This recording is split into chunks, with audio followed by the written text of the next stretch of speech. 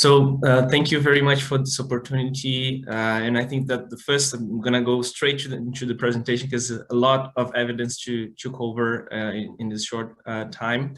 So the first thing that is really important for us to understand when we're looking into the contribution from the package labeling is how and what are the greatest burden of diseases that we have in the region. And as you can see, almost half of the deaths in the Caribbean in 2019 were caused by high blood glucose, hypertension, overweight, and obesity.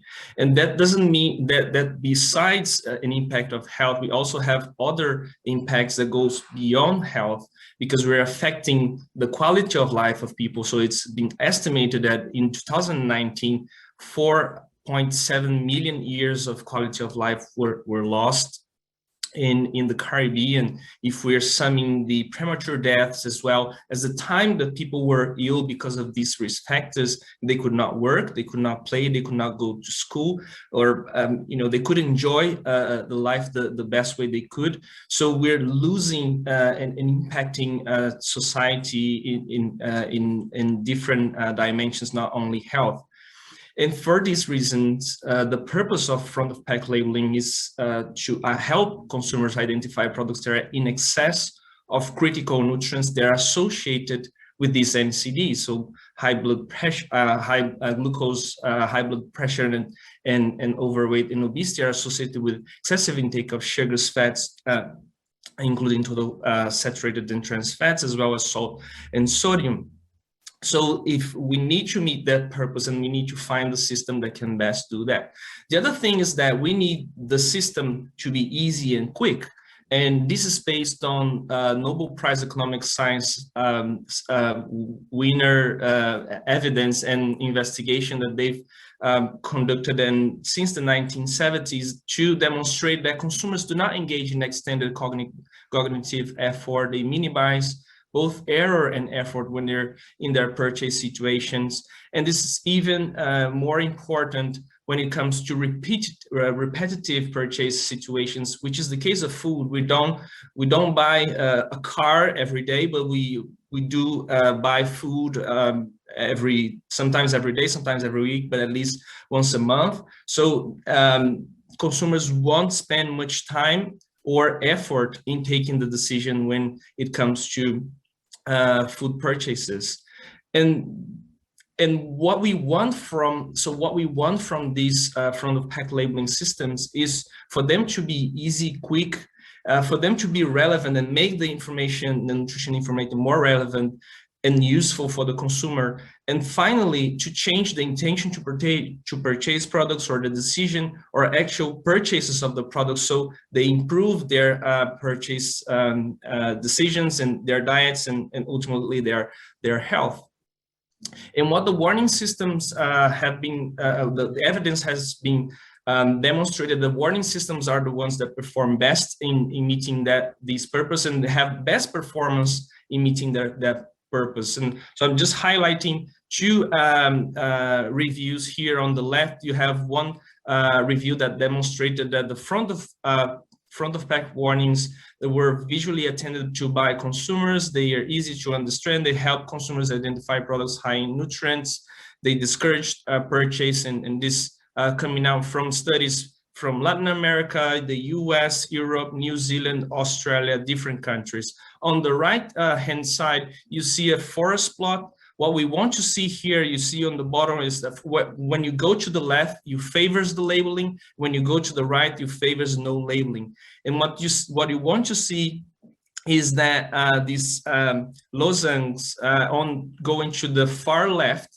And if you look at all the systems here, we have the warnings, we have the health star rating that's voluntarily used in the New Zealand and Australia. You have traffic lights voluntarily used in the UK, Nutri-Score voluntarily used in some countries in Europe, and then you have the effects up front, which is just a miniature of nutrition facts. And if you look at the summary of these effects, the only system that can change, and this is here, they're looking at how the change in the purchase of products affect the amount of sugar purchased by consumers. And the only system that could change that effectively was high in sugar. And this is a meta-analysis of several studies that were conducted by a group on the University College of London. There's more evidence, more questions and answers that you can access in this publication. And also on the PAHO website, you see above PAHO.org EN topics front package labeling. Now shows some examples of studies that demonstrate that warning systems are easier, quicker, more relevant, more useful, and are have a better, can change more intentional decision and the actual purchase. This study measured the time that people took to identify the front of package in the front of package label on the front of the package. And as you can see, the GDA compared to the traffic light and the warning, you see that the amount of time in milliseconds here is significantly lower compared to the traffic light and the GDA. Again, the relevance is also important because there's other things on the front of the package that we don't want, we want to be less relevant than the information because they're bringing people to buy sugary products or products excessive in sodium. So we don't want cartoon characters or fruit drawings to be relevant in products that are excessive in sugar or sodium and fats. So what you want to see in this graph here is lower bars under cartoon characters and for fruit drawings, and higher bars for front of pack nutrition information, which means we want cartoon characters to be less important and we want fruit drawings to be less important and nutrition information to be more important. And that's what the study shows. When you have the warning systems, the bars for cartoon characters and fruit drawings are low, which means they're less important when you have the warning system. And the information, the nutrition information becomes more relevant, more important for the decision. This other study also, a crossover trial, randomized trial, identified how the warnings compare to traffic light in terms of the trustworthy decision, quickness and easiness of the understanding. And you can see that all bars are significant, the differences are all significant. So the warnings were more truthful and trustworthy. They helped more people decide what they should buy. They were quicker to helping them, and they were easier to understand. Now, there's also a question about within the high-end systems or the warning systems, if other systems like this magnifying glass would perform differently from the octagonal warning systems. And what the evidence has demonstrated, and this study was done in Australia, Canada, UK, and the US, that the magnifying glass is not able to change the correct answer about the excessive amount of saturated fat sugars. So when this system was applied, there was no improvement from the control or having no front of pack labeling. And when you have the octagonal warning, almost triple the chances of people having a correct answer about the excessive amount of saturated fats, and almost double that amount of you have 60% of improvement of getting a correct answer for sugars in this study. This other study was done in the US, and they've tried different warnings, different sorts of warnings, some with just saying that it's high in sugar, and some having health warnings with more elaborated texts. But what I wanted to draw your attention here is also not only compare the messages, but also the shapes. And again, the octagon shape was compared to the rectangle shape, and the perceived message effectiveness was improved by 8% just by changing the shape. Again, the octagonal shape performed better and improved the effectiveness of what we want to achieve in informing consumers. The other reasons that there's implicit dose response when you're using the octagonal warnings, because you have several icons for each of the nutrients. When you have one single icon like the magnifying glass, and you can compare these products, once you have when you have the octagonal warnings, the more nutrients these products is high in, the more you occupy the size of the front of pack surface. So, and the more you occupy that, the better is the response from the consumer, because there isn't a dose response implicit in the system. So, and the other thing is that it's harder to compare if two products are, for instance, that have the same magnifying glass but they have 2 high in nutrients, and then the other have 3. When you're using this icon, because it's just, it's just the same size, but then it's easier to compare if you have the octagonal warnings, because you have more or less area of being occupied on the front of the package.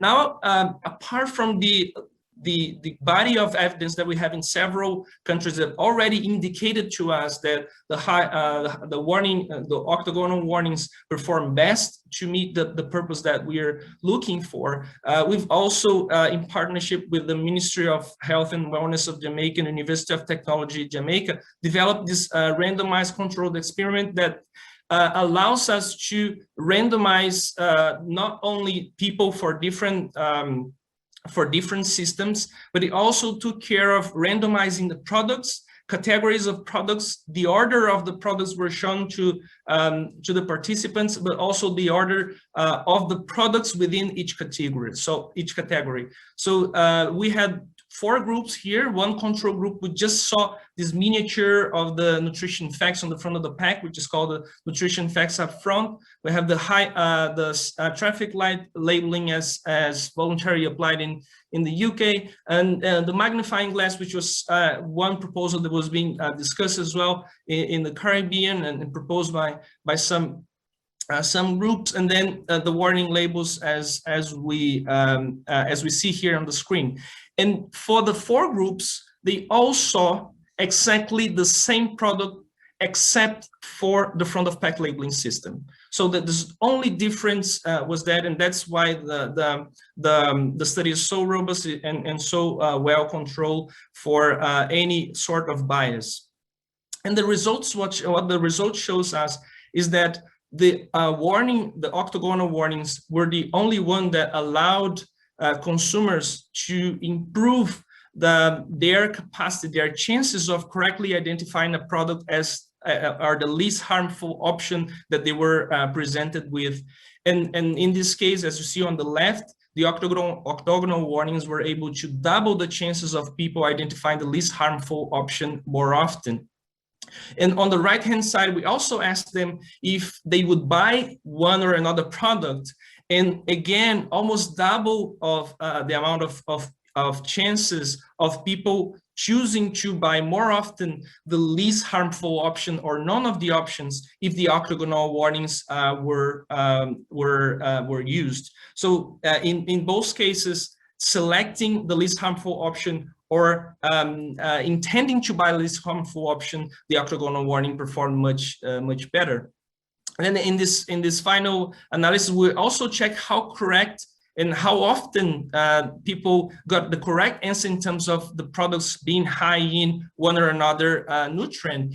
And as you can see, in the black part of the bars is the proportion of people that got the answers correctly 4 times, which is the maximum possible number of correct answers they could get.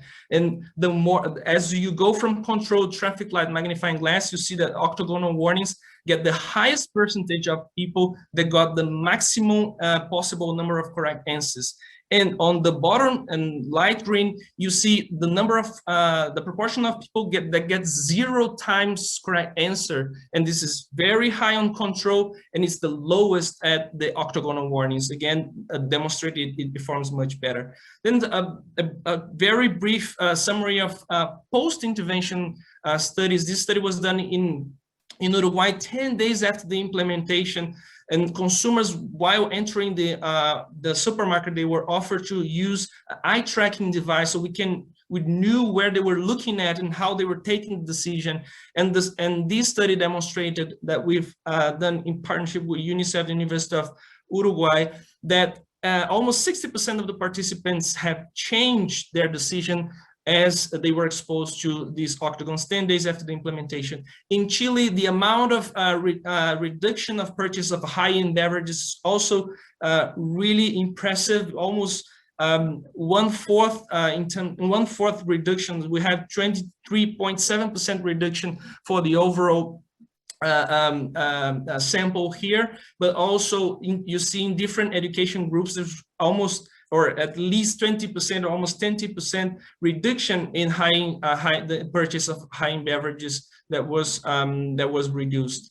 And finally, after one study that was coming from Mexico that also adopted a similar system compared to what we have in the cross-Q standard right now, and has estimated not only that the obesity will drop by around 15% in 5 years, but also will save Mexico an estimated $1 billion on obesity cost. One important point to close this is that the front of pack labeling is a system. It doesn't work if you just have the best performing graphic system, but you don't have a nutrient profile model and thresholds that can put this front of pack labeling system in the products that are really excessive in these nutrients. And this is important as and I like to use this example. It's like, not if your ad use the warning labels, but you don't use the nutrient profile model of PAHO that is linked to WHO intake goals. It's like defining where the stop signs in the neighborhood should be placed. You ask the traffic engineer how many stop signs it should have in that neighborhood, and then he says you have to have 10 stop signs, but then someone says, no, let's just have 5 stop signs, and 10 is too much.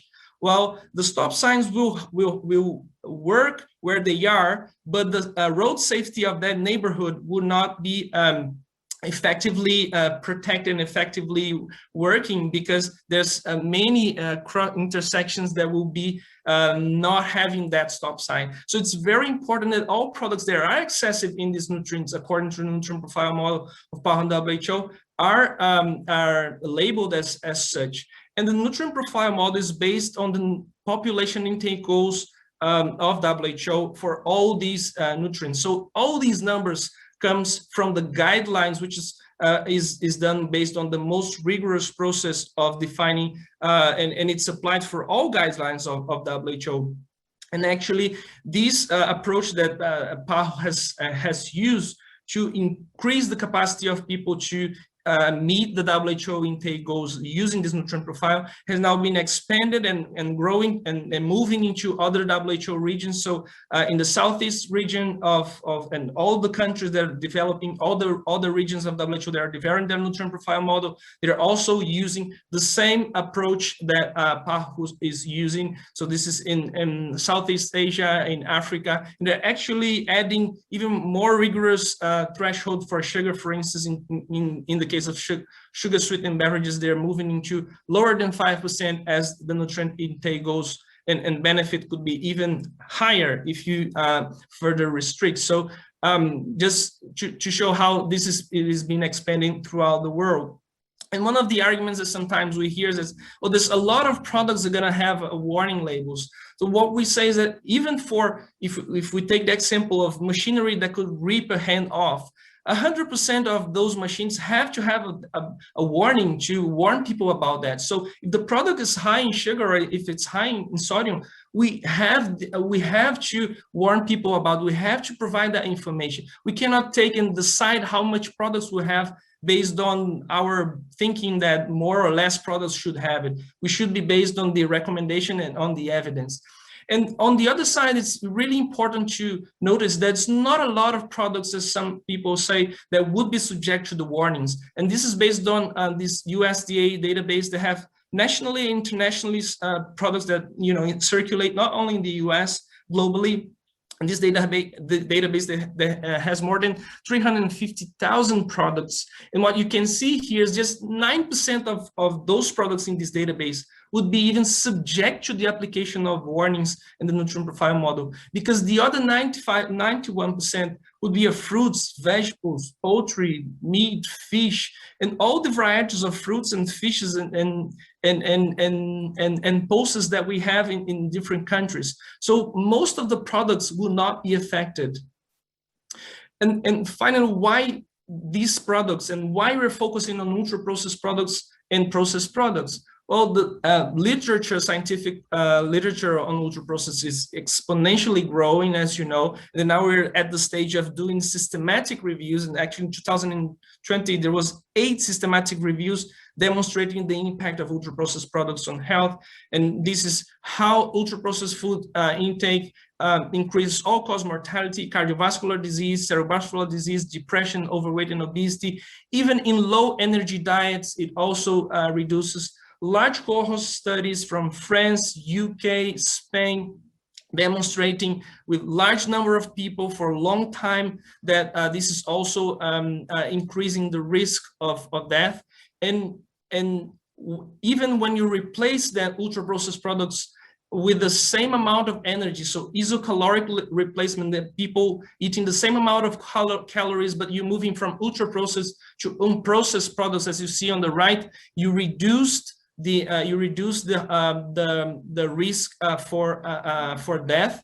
But one of the things you could ask then is, why then also target processed products if the ultra processed products are really the main problem? Well, if you see the replacement of ultra processed food with processed food, you don't see that reduction that we see when we replace ultra processed food with unprocessed and minimally processed foods.